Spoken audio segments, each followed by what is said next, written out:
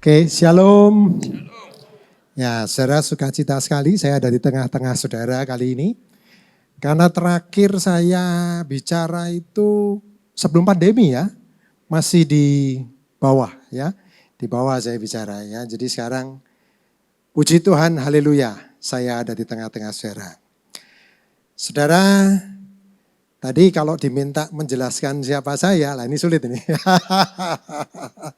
Ya. Jadi berapa banyak yang belum mengenal saya? Oh, semua sudah kenal kok. Ya kan? Oh, ya. Jadi nama saya Timotius Jujustiana. Saya punya satu istri, dua putri. Jangan kebalik, saudara ya. Jadi istri saya ada di tengah-tengah kita juga saat ini, Sarah Elia Agustina. Minggu yang lalu saya merayakan wedding anniversary saya yang ke-29 tahun. Ya, kemurahan Tuhan, saya punya dua putri, yang pertama Margareta Krisistiana, yang kedua Aileen Kristabella Stiana. Bapak Ibu, saya adalah seorang yang belum sempurna, termasuk keluarga saya pun juga demikian ya, belum sempurna. Makanya saya sukacita sekali kalau saya saat ini diberi kesempatan berbicara di rumah bukan orang sempurna, ya. Tapi meskipun saya belum sempurna, saya mau saudara untuk dibentuk, diproses, disempurnakan. Karena memang firman Tuhan menghendaki supaya kita sempurna. Hendaklah kamu sempurna sama seperti Bapamu di surga sempurna. Seperti tadi kalau saudara dengar suara gembala, Pak Arifin juga mengatakan demikian di penutupnya. Dan saya juga yakin saudara-saudara pun yang ada di tempat ini, meskipun berada di rumah bukan orang sempurna, tapi mau untuk disempurnakan. Amin. Kok saudara tegang ya? Kalau saudara tegang, saya juga ikut tegang ini. Katakan pada kanan kiri saudara, saya mau disempurnakan. Ya, dalam Matius pasal 5 ayat 48. Tadi Pak Arifin sampaikan. Karena itu haruslah kamu sempurna sama seperti Bapamu yang di surga adalah sempurna. Itulah sebabnya saudara, minggu-minggu ini ke depan nanti, saudara akan diajak untuk mengenal Tuhan yang sempurna itu. Kalau minggu yang lalu Pastor Anthony sudah berbicara tentang Tuhan yang berdaulat, saat ini saya akan berbicara God is King. Tadi kalau saudara perhatikan di katekismus kerajaan, itu disampaikan demikian. Tuhan adalah Raja. Raja artinya dia mempunyai kuasa dan kedaulatan penuh. Ada satu ayat firman Tuhan saudara yang menjadi ayat favorit saya, ayat emas saya. Yaitu Roma 8 ayat 28. Kemarin sudah dibahas oleh Pastor Anthony ya. Dikatakan bahwa Allah turut bekerja dalam segala sesuatu untuk mendatangkan kebaikan bagi orang yang mengasihi Dia. Ketika saya mengalami pergumulan dalam kehidupan saya, ayat ini menjadi kekuatan buat saya. Sebetulnya dalam terjemahan yang lain tidak disebutkan bahwa Allah turut bekerja. Dalam terjemahan yang lain itu disebutkan demikian. Kita tahu bahwa segala sesuatu itu bekerja bersama-sama untuk kebaikan bagi mereka yang mengasihi Allah. Jadi saudara, kalau kita termasuk bilangan orang yang mengasihi Allah, maka kita tidak perlu khawatir, tidak perlu takut apapun yang terjadi dalam kehidupan kita. Karena apa? Percayalah bahwa Tuhan itu berdaulat.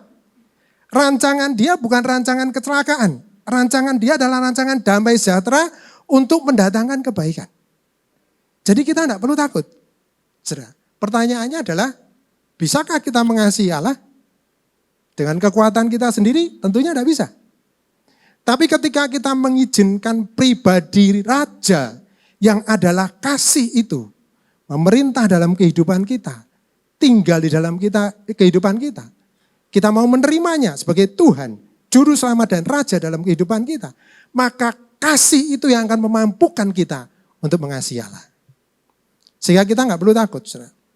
Nah, saya mau cerita, suatu ketika pada waktu istri saya melahirkan, saya mendampingi dia saat melahirkan, saudara. Berapa banyak suami-suami di sini yang ketika istrinya melahirkan ikut mendampingi. Oh ya, banyak ya. Jadi artinya Anda bertanggung jawab terhadap apa yang Anda lakukan, kan gitu ya. Nah, pada waktu saya mendampingi istri saya, saudara, pada waktu itu ada sedikit kendala dalam proses persalinan itu. Saya tentunya gelisah, saudara. Karena apa? Waduh, kok agak sulit ya. Lalu kemudian ayat firman ini menjadi kekuatan buat saya. Saya percaya bahwa rancangan Tuhan bukan rancangan kecelakaan. Rancangan Tuhan adalah rancangan damai sejahtera. Mendatangkan hari depan penuh harapan. Lalu kemudian Roh Kudus tuntun saya untuk apa? Untuk nyanyi, saudara. Jadi di tengah-tengah persalinan ada dokter, ada perawat, ada gerakan, tuntunan untuk saya naikkan satu pujian, satu lagu. Nah, saya yakin bahwa itu Roh Kudus yang memerintahkan. Maka saya ada dua pilihan. Saya mau nyanyi atau enggak, kan gitu kan? Kalau nyanyi ini kan sesuatu yang aneh. Tapi saya merasa bahwa ya ini Tuhan yang suruh, Tuhan yang perintahkan. Singkat cerita akhirnya saya naikkan pujian. Saya nyanyi Bapa Engkau sungguh baik. Saya naikkan syukur pada Tuhan. Saya percaya bahwa pertolongannya tidak pernah terlambat. Besar kasih setianya dalam kehidupan saya. Saya nyanyi, saudara. Dan mungkin waktu itu perawat dokter melihat satu hal yang aneh. Dan dokternya sempat bicara sama istri saya, Bu, ayo Bu, cepat Bu, bapaknya sudah nyanyi nih Bu. Kalau sampai nanti Bu enggak lahir lagi, ya mungkin dokternya takut saya khotbah di situ, saudara ya. Ya jadi karena mereka mungkin bukan orang yang percaya, saudara. Tapi saudara, ketika saya lakukan hal itu, saudara, maka saya melihat ada kekuatan baru yang Tuhan berikan pada istri saya. Dan akhirnya anak saya lahir, saudara. Dan sekarang dia menjadi seorang pemuji dan penyembah Tuhan. Saudara, saya tidak tahu pergumulan yang saudara hadapi apa saat ini. Tapi percayalah bahwa segala sesuatu bekerja bersama-sama untuk mendatangkan kebaikan bagi orang yang mengasihi dia. Kalau pribadi kasih itu tinggal di dalam kehidupan saudara, maka percayalah Tuhan tahu yang terbaik di dalam kehidupan saudara. Sebelum saya berbicara lebih jauh tentang God is King ini, saudara, saya akan mengajak saudara melihat ayat tema kita di bulan ini yang ada di pusat, saudara. Yaitu yang tertulis di dalam 2 Korintus 10 ayat 5b. Tema kita di pusat ini kan berbicara tentang disiplin main. Apa yang kita pikirkan itu akan menentukan tindakan kita. Ketika saya berpikir bahwa Tuhan memberikan yang terbaik dalam kehidupan kita, maka respon saya terhadap segala permasalahan yang saya hadapi, saya tetap mengucap syukur pada Tuhan. Saya tidak bersungut-sungut. Nah, saya minta saudara untuk melihat 2 orang ya di slide di depan ini, saudara. Mungkin ada yang pernah tahu kisah kedua orang ini. Ada yang tahu? Angkat tangan kalau ada yang tahu. Ya banyak yang nggak tahu ya. Jadi ceritanya begini, saudara. Pada tahun 2018, itu ada seorang polisi yang bernama Amber Geiger ini ya. Dia ini pulang dari kerja dalam keadaan capek, lelah begitu ya. Dia masuk ke apartemennya. Pada waktu dia masuk ke apartemennya, dia terkejut karena apa? Pintu apartemennya itu tidak terkunci.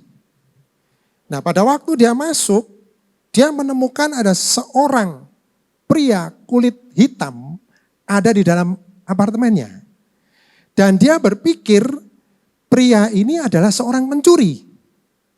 Maka secara refleks dia mengambil senjatanya, lalu kemudian dia menembak pria ini sampai jatuh. Nah, lalu kemudian meninggallah pria itu. Selang beberapa waktu kemudian, baru polisi wanita ini sadar bahwa dia telah salah masuk apartemen. Ya. Jadi ternyata yang dia tembak ini bukan pencuri, tapi memang orang yang punya apartemen itu. Dan peristiwa ini jadi heboh di Dallas ya, karena apa? Yang mati orang kulit hitam, yang tembak orang kulit putih. Ramai sudah. Nah itulah apa yang kita pikirkan, itu akan menentukan tindakan kita.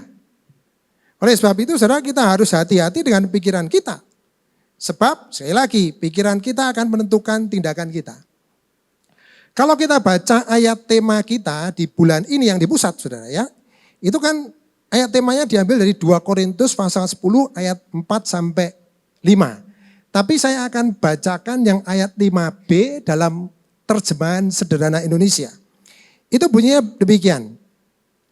Kami juga mengalahkan semua pendapat yang menentang ajaran tentang Kristus, supaya pikiran orang lain ditundukkan dan menjadi taat kepadanya.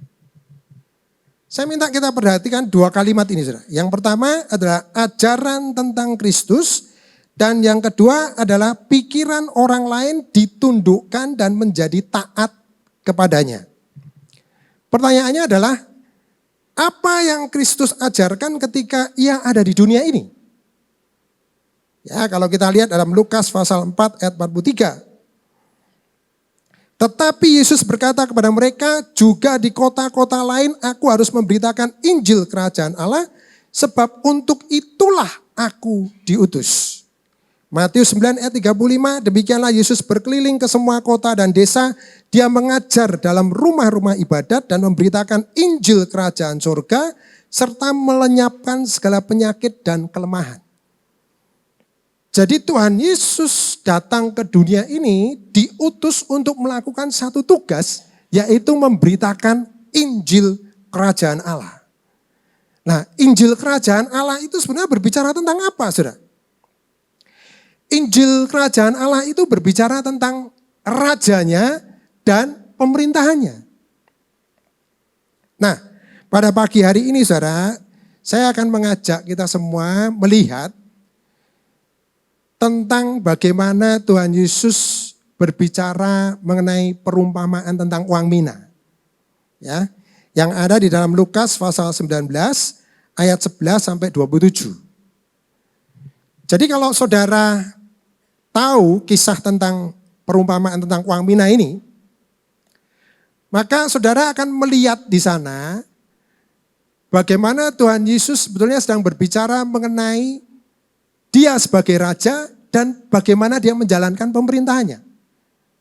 Berapa banyak saudara tahu perumpamaan tentang uang mina ini? Angkat tangan. Berapa banyak yang belum tahu?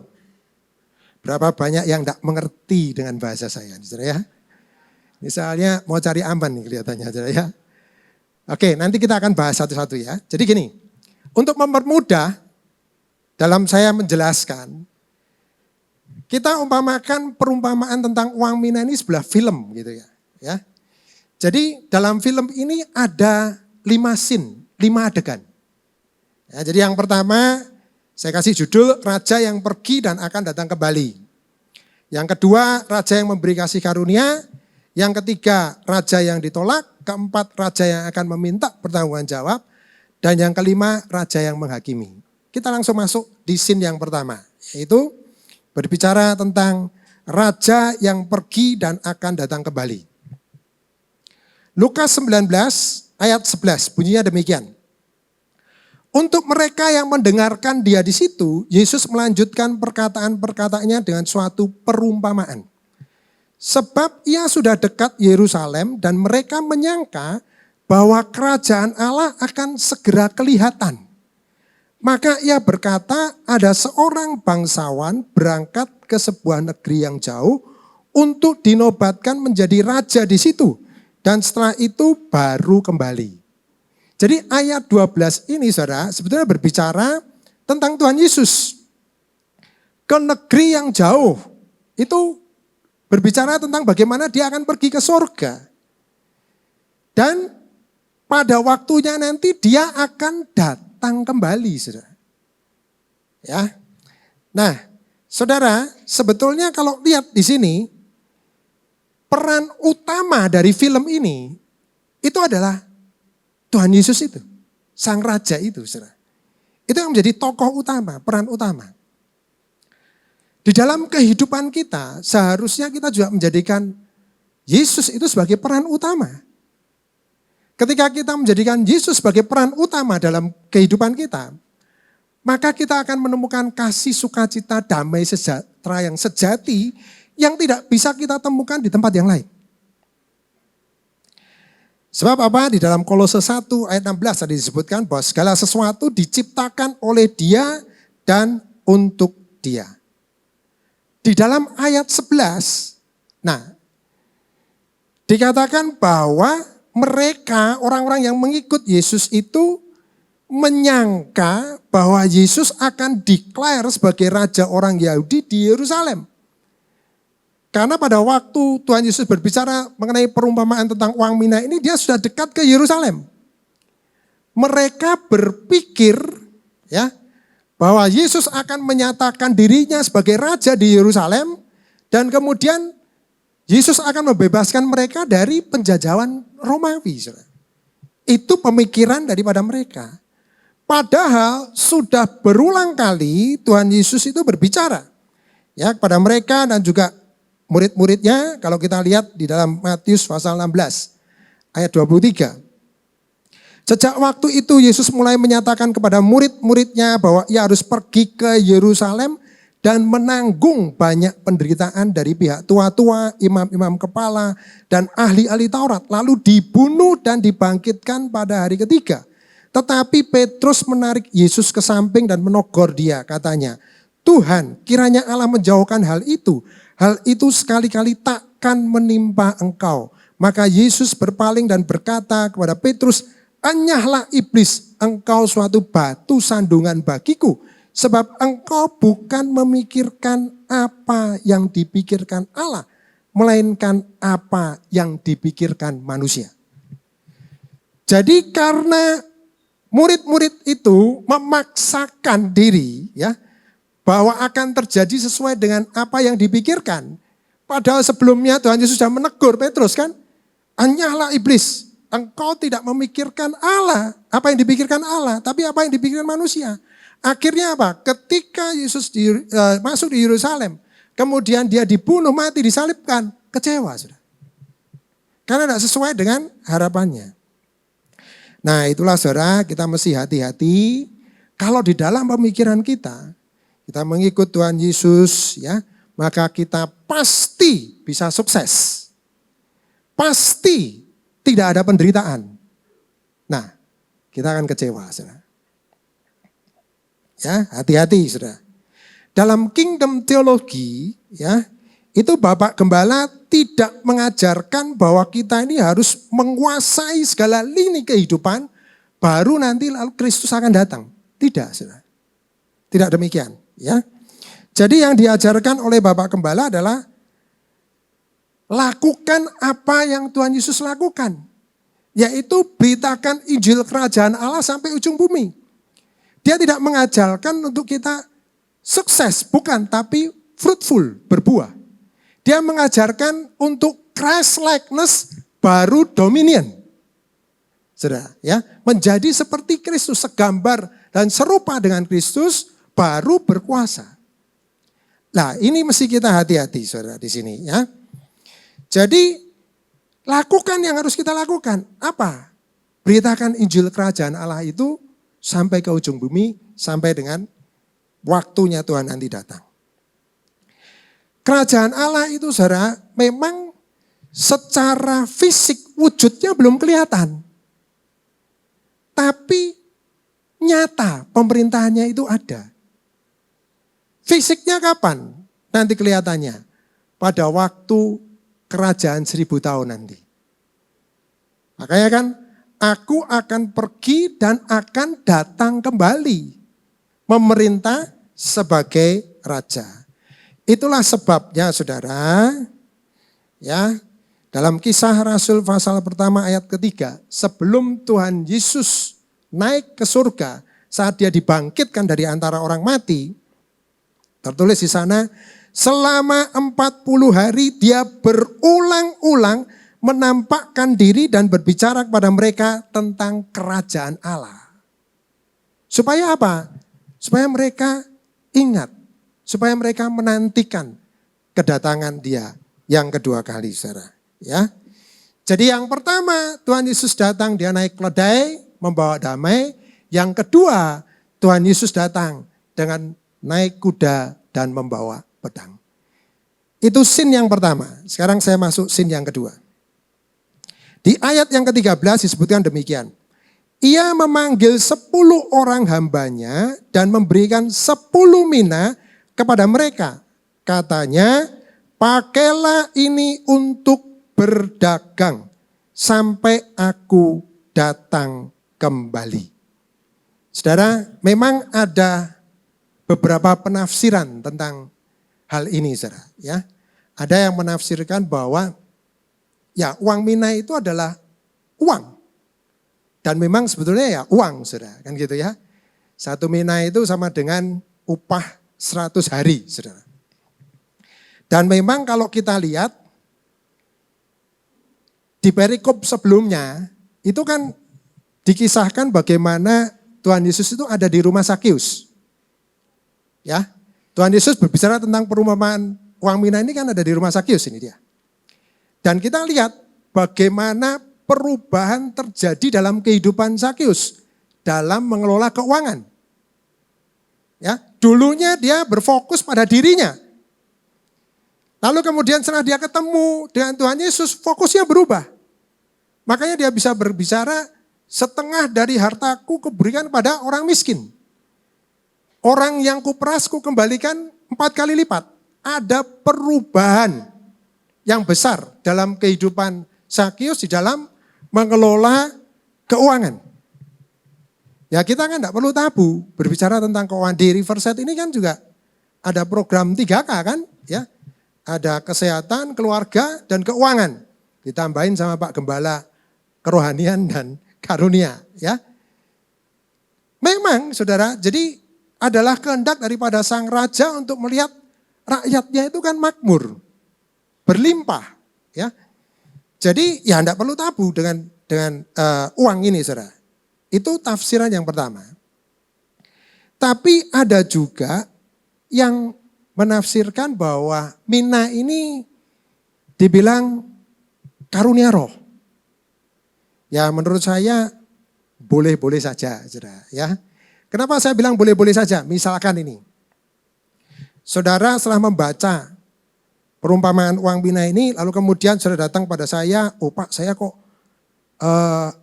dituntun ya untuk setelah saya baca perumpamaan ini, saya diingatkan bahwa Tuhan sudah memberikan karunia kepada saya. Dan Tuhan suruh supaya saya kembangkan karunia ini. Kan enggak mungkin saya bilang, oh jangan, ini maksudnya uang, kan enggak mungkin begitu. Ya, saya akan tanya pada saudara, karunia Anda apa? Ya, lalu kemudian saudara bilang, oh karunia saya good administration Pak. Wah ya, saya akan bilang, oh hubungi gembala komsel saudara, hubungi gembala sektor saudara, ya, hubungi community pastor saudara. Kita memang lagi butuh orang yang punya karunia good administration.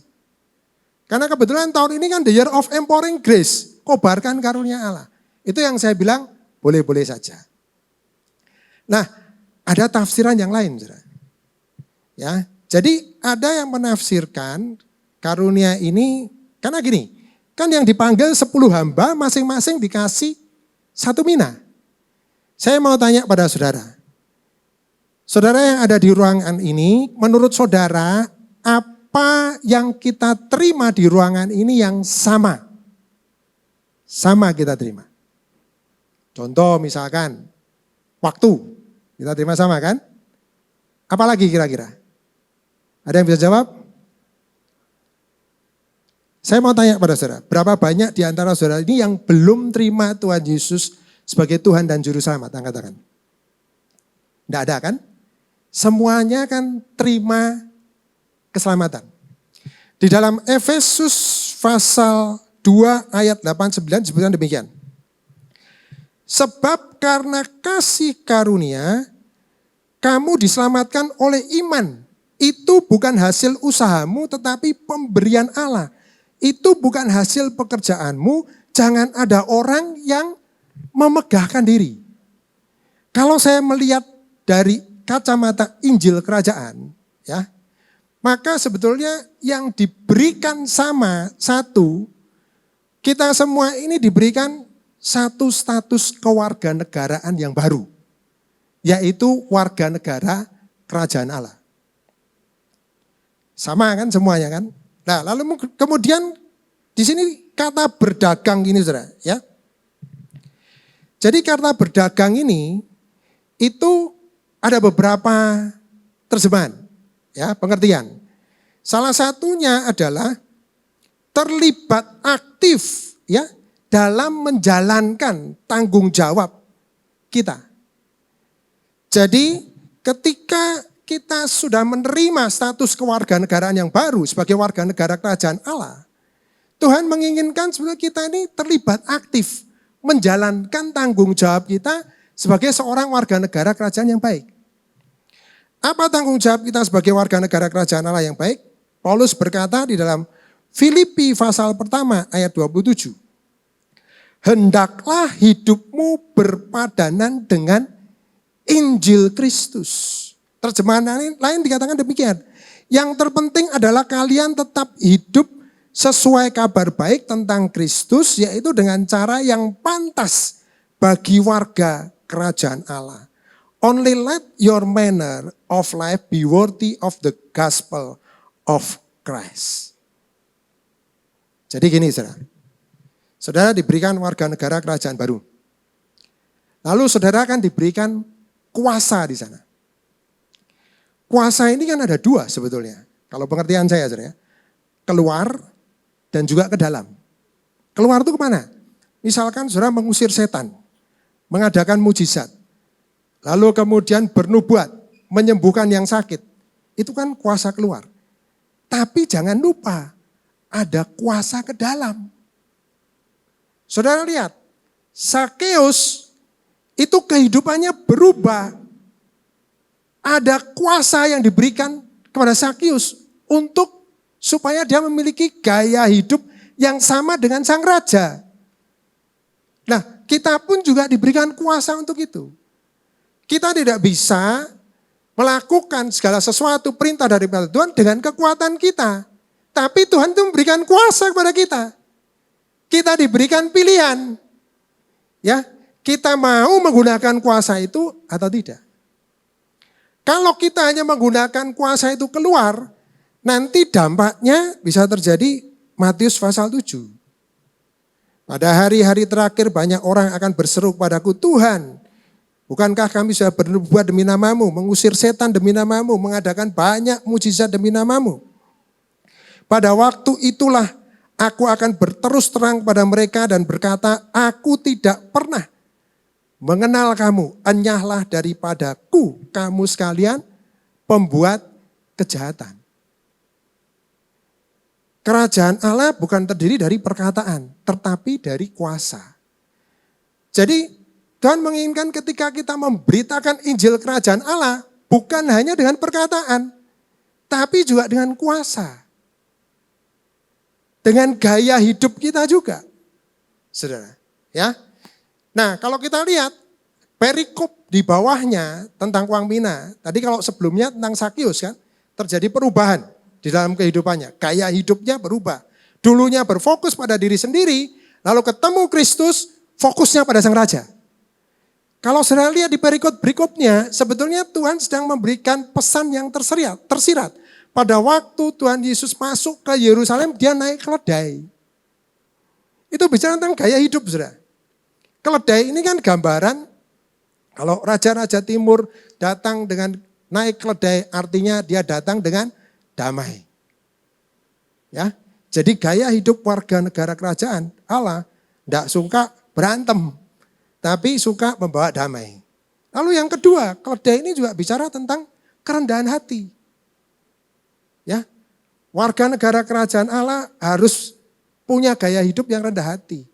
Dan yang ketiga, keledai ini dia kuat untuk menanggung beban. Warga negara kerajaan Allah harus siap dengan penderitaan. Karena zaman-zaman masa-masa akhir akan ada penganiayaan. Nah, sebagai seorang yang sudah diberikan satu status yang baru warga negara kerajaan Allah, itu punya tanggung jawab. Untuk apa? Memberitakan Injil kerajaan Allah bukan hanya dengan perkataan, tapi juga dengan gaya hidup tadi. Ya. Nah, itu pengertian yang kedua, sin yang kedua, Saudara, ya. Saya masuk sekarang ke sin yang ketiga. Raja yang ditolak. Ayat 14. Akan tetapi orang-orang sebangsanya membenci dia lalu mengirimkan utusan menyusul dia untuk mengatakan kami tidak mau orang ini menjadi raja atas kami. Lah ini pengertian yang saya dapat begini loh. Ketika saudara melakukan tanggung jawab saudara sebagai warga negara kerajaan Allah. Saudara memberitakan Injil kerajaan Allah. Bukan hanya dengan perkataan tapi juga dengan kuasa. Kalau saudara ditolak, jangan kecil hati saudara. Karena apa? Sang raja pun juga ditolak. Gitu loh. Ya, sang raja pun juga ditolak. Tapi kita teladani sikap daripada sang raja. Bagaimana dia tetap menjalankan tugas. Ya, bagaimana dia tetap mengerjakan apa yang menjadi tugas yang harus dia lakukan di dunia ini. Meskipun dia ditolak dan dia tetap melepaskan pengampunan terhadap orang-orang yang menolak dia. Bahkan menyalibkan dia. Saya tidak panjang lebar di sin ini ya. Saya masuk sekarang di sin yang keempat. Yaitu raja yang akan minta pertanggungan jawab. Kita baca ayat 15 saudara ya. Dan terjadilah ketika ia kembali, setelah ia dinobatkan menjadi raja, ia menyuruh memanggil hamba-hambanya yang telah diberinya uang itu untuk mengetahui berapa hasil dagang mereka masing-masing. 2 Korintus 5 ayat 10, sebab kita semua harus menghadap tahta pengadilan Kristus supaya setiap orang memperoleh apa yang patut diterimanya sesuai dengan yang dilakukannya dalam hidupnya, baik ataupun jahat. Saudara, mengetahui berapa hasil dagang mereka. Tadi salah satu tanggung jawab sebagai warga negara kerajaan Allah adalah bagaimana kita harus hidup berpadanan dengan Injil Kristus. Lalu tanggung jawab yang lain apa? Kalau kita lihat dalam Matius pasal 6 ayat 33. Carilah dahulu kerajaan Allah dan kebenarannya, maka semuanya itu akan ditambahkan kepadamu. Dalam bahasa Indonesia sehari-hari, ayat ini diterjemahkan demikian. Jadi usahakanlah dahulu supaya Allah memerintah atas hidupmu dan lakukanlah kehendaknya, maka semua yang lain akan diberikan Allah juga kepadamu. Jadi tanggung jawab warga negara kerajaan Allah adalah bagaimana mengusahakan Allah itu memerintah di dalam hidupnya. Sampai nanti kita bisa berkata, namun aku hidup. Tetapi bukan lagi aku yang hidup. Melainkan Kristus yang hidup di dalam aku. Nah, itu tanggung jawab kita sebagai seorang warga negara kerajaan Allah. Saudara. Kalau kita dengar katekismus kerajaan tadi ya. Kingdom katekism. Wah ya, keren kan istilahnya saudara ya. Tadi disebutkan begini, kita harus menyadari bahwa esensi dosa adalah kita menggugat kedaulatan raja kita dan kita memilih untuk menjadi raja atas diri kita sendiri. Dan hal ini merupakan sesuatu yang layak mendapat hukuman mati. Saudara, bagaimana kita bisa mengetahui apa yang raja perintahkan untuk kita kerjakan di dalam kehidupan kita? Itulah pentingnya kita berdoa. Sebenarnya berdoa itu kan kita mau mengetahui isi hati raja. Apa yang harus kita lakukan? Saya tidak tahu tujuannya apa. Saya diperintahkan untuk menyanyi. di tengah-tengah kondisi persalinan itu? Saya tidak tahu. Tapi saya lakukan, saya mau mengusahakan Allah memerintah dalam kehidupan saya. Mungkin Tuhan punya rencana terhadap orang-orang yang ada saat itu. Yang saya tidak tahu apa. Nah, kadang-kadang saudara, kita bisa dituntun untuk melakukan hal-hal yang menurut dunia itu aneh. Tapi kalau saudara punya hubungan yang intim dengan Tuhan, saudara tahu bahwa itu Roh Kudus yang kerjakan. Itu tidak bertentangan dengan firman Tuhan. Untuk mengetahui isi hati yang Sang Raja juga kita harus membaca perenungan firman Tuhan.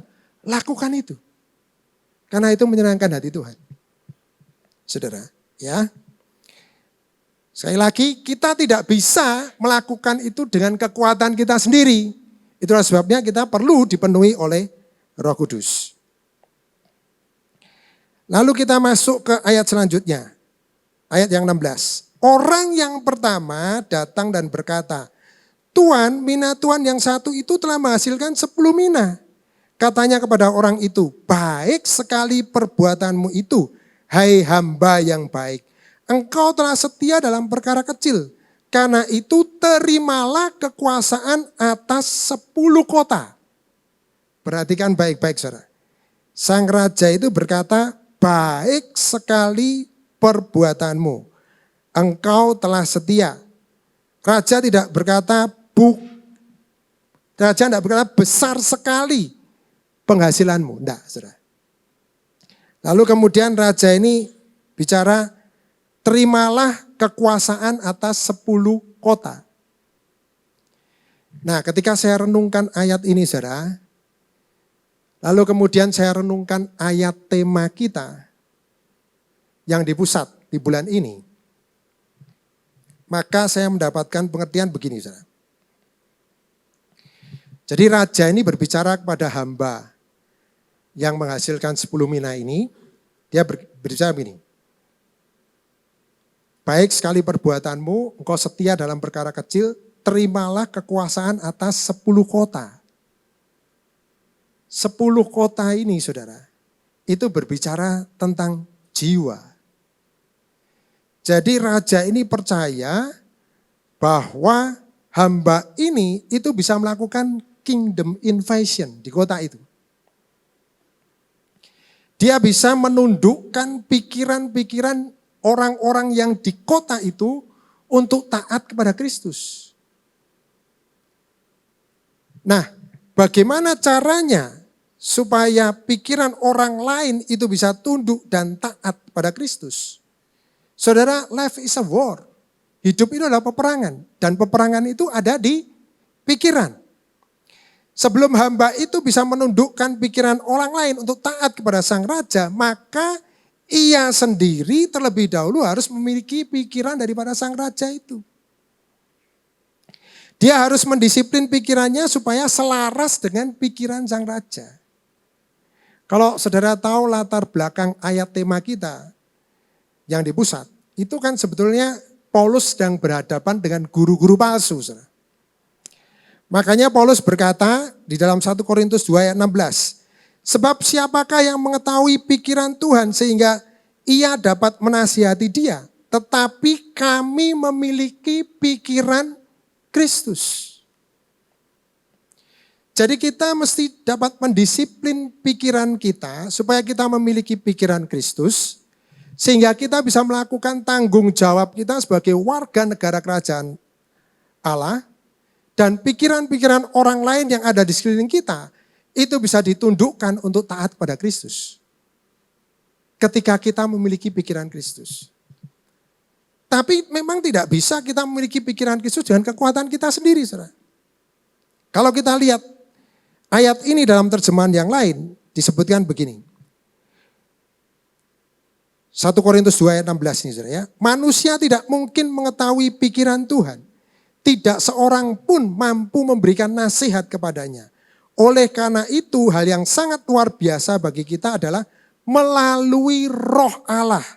Kita diberi kemampuan untuk berpikir seperti Kristus. Jadi kita perlu Roh Kudus supaya kita dimampukan untuk memiliki pikiran Kristus. Saya lanjut ke ayat 18.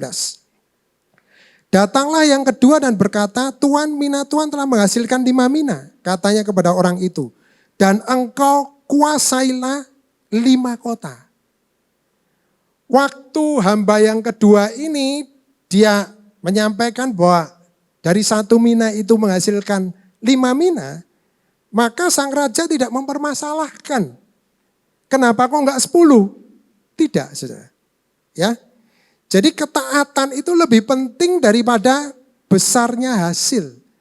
Tapi ketaatan ini bukan karena takut hukuman, tapi ketaatan karena kasih kepada sang raja itu, saudara. Ya, lanjut di ayat 20 dan 21. Dan hamba yang ketiga datang dan berkata, Tuan, inilah mina Tuan, aku telah menyimpannya dalam sapu tangan. Sebab aku takut akan Tuhan, karena Tuhan adalah manusia yang keras. Tuhan mengambil apa yang tidak pernah Tuhan taruh, dan Tuhan menuai apa yang tidak Tuhan tabur. Nah, pikiran yang benar menghasilkan tindakan yang benar, pikiran yang salah menghasilkan tindakan yang salah. Jadi hamba yang jahat ini, dia tidak mengakui kepemilikan daripada tuannya, saudara. Jadi hamba yang jahat ini sama dengan orang yang menolak daripada sang raja itu. Saya masuk ke scene yang terakhir, saudara. Ya. Raja yang menghakimi, katanya kepada orang itu, hai hamba yang jahat, aku akan menghakimi engkau menurut perkataanmu sendiri. Engkau sudah tahu bahwa aku adalah orang yang keras, yang mengambil apa yang tidak pernah aku taruh, dan menuai apa yang tidak aku tabur. Saudara, Matius pasal 12 ayat 36-37.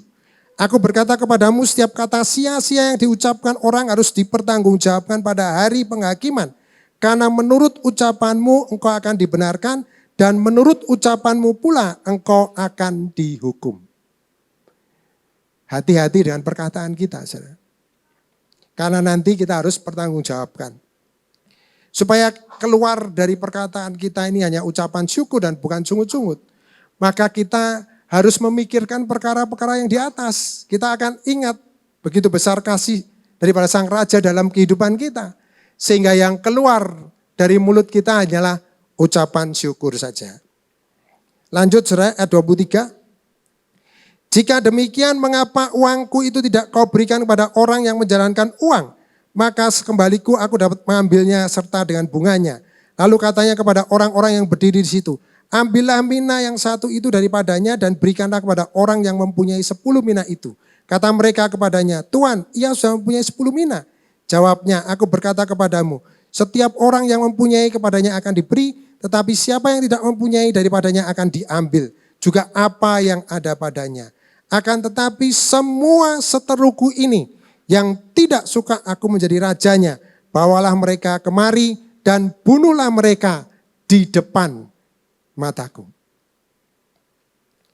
Saudara, kalau saudara mendengar statement dari call to worship tadi ya, kan disebutkan begini. Kita ini adalah seteru-seteru Allah yang seharusnya dihukum mati. Namun justru Allah menunjukkan kasih setia kepada kita karena dia adalah raja yang justru mati memberikan nyawanya untuk kita. Dari kisah perumpamaan tentang uang mina ini, saudara, kita patut mengucap syukur. Karena kita bukan bilangan orang-orang yang menolak dia. Kita menerima kasih karunia dan anugerah yang dia berikan pada kita. Sehingga kita menjadi warga negara kerajaan Allah. Nah, oleh sebab itu saudara, mari kita lakukan tanggung jawab kita sebagai seorang yang memiliki warga negara kerajaan Allah. Nah, saya tutup dengan satu kesaksian saudara ya.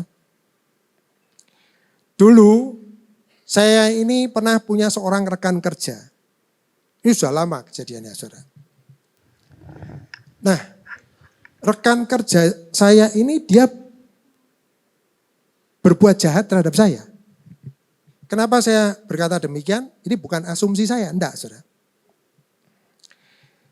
Suatu ketika saya di kantor, di tempat pekerjaan saya yang lama, Rekan saya ini duduk di depan meja saya. Dia datang pada saya, lalu kemudian dia berkata begini, Pak, saya ini sudah berbuat jahat terhadap Bapak. Dia bicara terus terang. Dia ini orangnya merah, saudara ya, badannya tegap, tapi bukan orang percaya.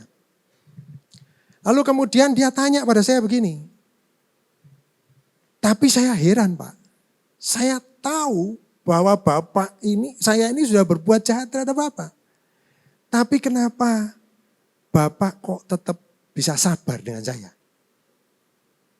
Nah, saudara, saya melihat Roh Kudus ini sedang bekerja, saudara, terhadap orang itu. Ya, dia bisa nangis di depan saya, saudara. Pada waktu itulah saya tahu bahwa Tuhan menghendaki saya melakukan tanggung jawab saya sebagai seorang warga negara kerajaan Allah. Apa yang saya katakan kepada Bapak ini? Saya katakan begini. Kalau secara daging saya, sebetulnya saya itu juga pengen balas. Ya, saya harus ngomong jujur ya. Tapi saya ingat apa yang dilakukan oleh Tuhan saya pada saya. Saya cerita dia tentang Tuhan Yesus. Saya katakan bahwa Tuhan saya rela mati di atas kayu salib. Dia menyerahkan nyawanya untuk menggantikan posisi saya. Dan dia menghendaki saya pun memberikan pengampunan pada saya. Karena ketika Tuhan saya disalibkan, dia berkata, Bapa ampunilah mereka, karena mereka tidak tahu apa yang mereka berbuat. Itu satu. Lalu kemudian, saya punya cara berpikir yang berbeda ketika dia berbuat jahat terhadap saya. Saudara. Kan firman Tuhan mengatakan, berbahagialah orang yang dianiaya oleh karena kebenaran. Karena besar upahnya di surga. Kan begitu, saudara. Artinya apa? Kenapa saya harus berbuat jahat terhadap orang yang memberikan kesempatan kepada saya, kalau saya berespon dengan benar, saya akan mendapatkan upah yang besar di surga. Bukankah saya jahat sekali kalau saya membuat orang itu, ya, saya balas orang itu, saya akan kehilangan upah yang besar di surga. Justru saya harusnya kan berterima kasih. Saya harusnya berbelas kasihan. Kita perlu memiliki pola pikir sang raja. Itulah yang memberikan kekuatan pada saya untuk saya tetap sabar terhadap dia. Lalu kemudian dia tanya lagi pada saya. Pak, saya juga pengen sebetulnya. Apa yang harus saya lakukan? Sederhana saya katakan. Kamu mesti terima Tuhan Yesus. Dan kamu mesti terima Roh Kudus. Kamu mau saya doakan. Saya doakan dia. Saudara. Perkara dia terima Tuhan Yesus, itu adalah pekerjaan Roh Kudus. Tapi yang terpenting kita sudah melakukan bagian yang harus kita lakukan sebagai seorang warga negara kerajaan Allah. Tuhan mau supaya kita ini terlibat aktif, saudara. Tuhan mau supaya kita memberitakan Injil kerajaan Allah itu. Kemanapun juga kita pergi. Saudara, saya mau tanya pada saudara. Gampang apa susah untuk membalas satu kebaikan kepada orang yang menyakiti kita? Siapa yang bilang gampang? Angkat tangan. Saya bilang susah. Anda semua takut jebakan atau bagaimana saudara ya? Di sini Riverside ya. Susah saudara. Dengan kekuatan kita sendiri tidak bisa. Kita perlu Roh Kudus. Saya ingat waktu anak saya umur 5 tahun saudara. Dia pulang, lalu kemudian dia cerita sama maminya. Mami, aku ini dibilang jelek. Dipanggil namaku jelek. Ya, lalu kemudian maminya ngajarin dia. Begini. Karena firman Tuhan mengatakan kan, berkatilah orang yang menganiaya kamu. Jadi nanti kalau temanmu manggil kamu, bilang kamu jelek, panggil namanya, tapi kamu bilang cakep dia. Kebetulan cowok. Dipraktekin. Ketika dia dipanggil jelek, dia bilang, kamu jelek, dibalas, kamu cakep. Gitu saudara. Tahu apa yang terjadi? Pulang dia cerita, gimana? Setelah kamu panggil itu gimana? Diam, mam. Malu dia saudara ya. Akhirnya nggak dibully lagi. Nah, anak saya sekarang kan jadi guru piano dia. Dia punya murid-murid yang mengalami case yang sama. Karena dia punya pengalaman, dia bagikan pengalaman itu pada murid-muridnya. Supaya jadi berkat. Nah, sekarang saya tutup. Ini sudah merah nih ya. Saya tutup dengan video ini terakhir. Jadi video ini adalah gini. Pada waktu Amber Geiger ya, polisi wanita tadi ya. Itu kan dia membunuh pria kulit hitam. Keluarganya kan marah besar. Adiknya itu dia mau membalas dendam, mau bunuh ya polisi wanita itu. Tapi saudara saksikan di persidangan apa yang dia lakukan. Tolong videonya bisa ditayangkan. I forgive you. And I know if you go to God and ask him, he will forgive you. But I love you just like anyone else. And I don't even want you to go to jail. I want the best for you. Because I know that's exactly what both of them would want you to do.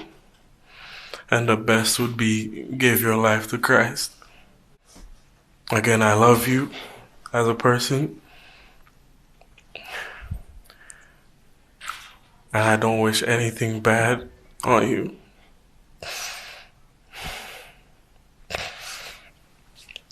I don't know if this is possible, but can I give her a hug, please? Please?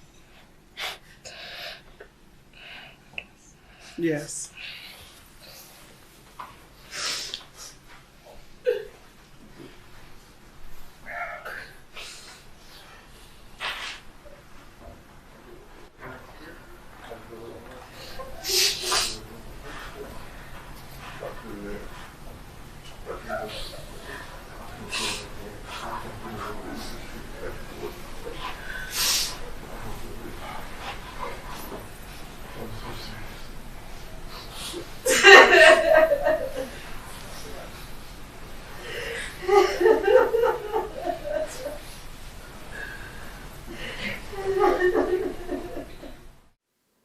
Saudara, saya tahu tidak mudah untuk memberikan pengampunan kepada orang yang telah menyakiti kita. Saya tutup dengan ayat firman Tuhan yang disampaikan oleh Pak Gembala pada waktu suara Gembala tadi ya. Yaitu Matius 5 ayat 48. Karena itu haruslah kamu sempurna sama seperti Bapamu yang di surga adalah sempurna. Saudara, Tuhan menghendaki kita sempurna. Dalam hal apa sempurnanya? Kalau saudara baca dalam terjemahan bahasa Indonesia sehari-hari, disebutkan begini. Bapamu di surga mengasihi semua orang dengan sempurna. Kalian harus begitu juga. Kalau saudara baca ayat-ayat sebelumnya, itu dikatakan begini. Tetapi aku berkata kepadamu, ayat 44. Kasihilah musuhmu dan berdoalah bagi mereka yang menganiaya kamu. Lalu ayat 46. Apabila kamu mengasihi orang yang mengasihi kamu, apakah upahmu? Bukankah pengungut cukai juga berbuat demikian? God is king. Tuhan adalah raja. Tapi kita mesti tahu raja yang bagaimana Tuhan itu. Dia raja yang menyerahkan nyawanya untuk memberikan pengampunan pada kita. Dan saat ini Tuhan menginginkan, saya tidak tahu, mungkin ada di antara saudara yang saat ini masih susah untuk mengampuni orang-orang yang menyakiti saudara. Firman Tuhan pada pagi hari ini mengingatkan kita semua, supaya kita mengasihi semua orang, melepaskan pengampunan. Seperti sang raja sudah memberikan pengampunan kepada kita. Tuhan Yesus memberkati.